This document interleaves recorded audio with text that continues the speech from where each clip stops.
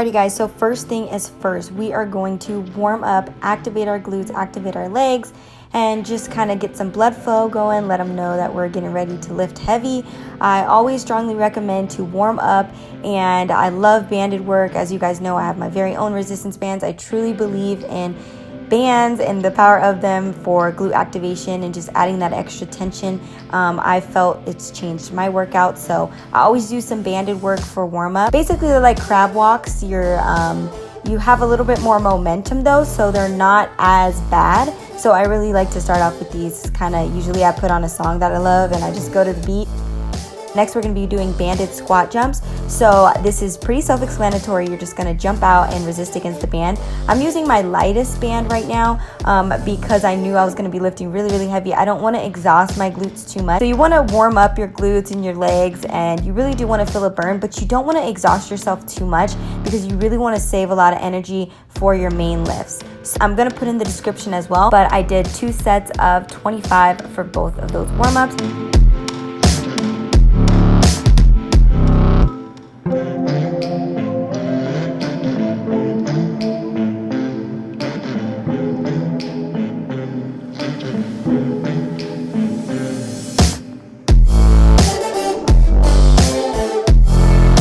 Next, I'm just doing some standing abductions. These are a little bit harder, so I did about 12 to 15 reps on each side, and I did 2 sets of these.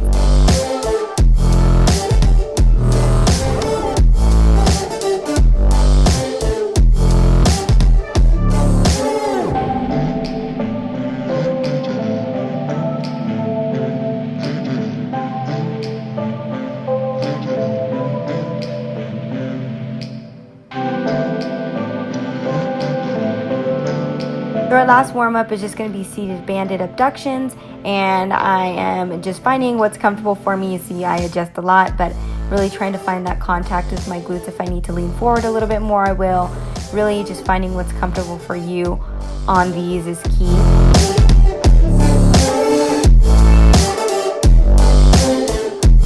So for our first main lifts, I went straight to hip thrust. I kept the loose band around my legs just to keep a little bit of tension, and I did 15 reps of a pretty moderate, pretty lightweight for me actually. I believe it's only a 25 on each side, and I'm just making sure that with these ones I'm making every single rep count.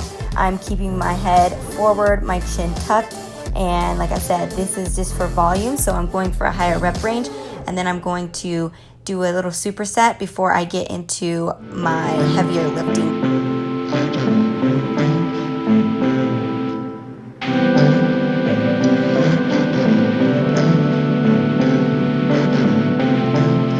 So I went ahead and switched and put on 45, 1 plate, and took the band off. So here I did 10 reps and I just held at the very top, and then I just did 1 little superset in between before I went into my heavier lift. So 1 plate is still a little bit light for me.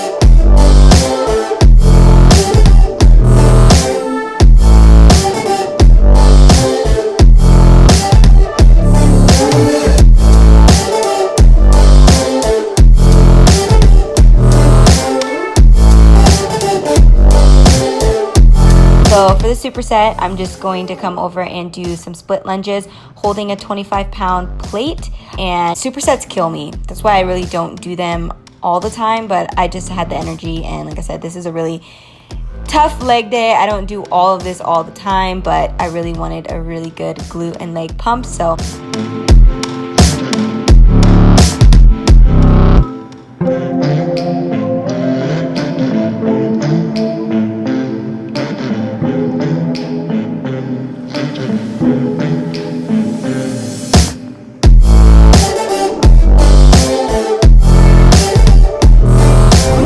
here we're back at the Smith machine for more hip thrusts, and I've added on 25 pounds on each side.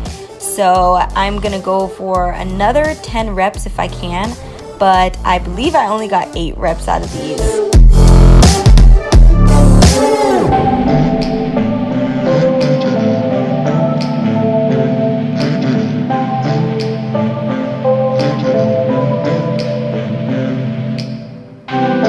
I added on, I believe, another 10 pounds And so I did 5 sets total of the hip thrust, 2 sets each time that I upped the weight.